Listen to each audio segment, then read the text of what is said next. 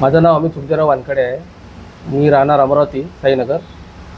म्हणजे जसं यांनी सांगितलं की ती पूर्ण स्टोरी आहे.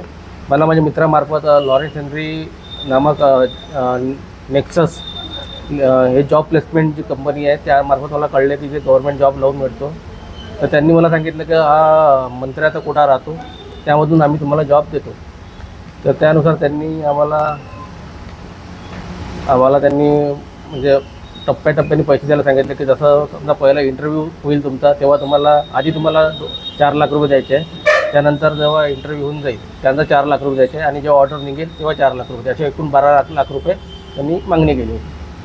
तर ठरल्याप्रमाणे त्यांनी जसा कोरोना पिरियड आला त्यामुळे डिले होत गेलं. ते आता लावतो, उद्या करून देतो असं त्यांनी केलं.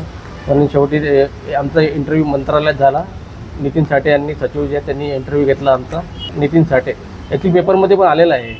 नाही तेवढं म्हणजे मंत्रालय कुठे बसतं तेवढं एक्झॅक्ट हे नाही माहीत मला. तिथं मंत्रालयात जाऊन मंत्रालयात केलं मुंबईत. आता आमची मागणी येत आहे की त्याला आमचे पैसे आम्हाला परत मिळा आणि जे त्याला सजा. माझ्या माहितीप्रमाणे 200च्या जास्त असेल.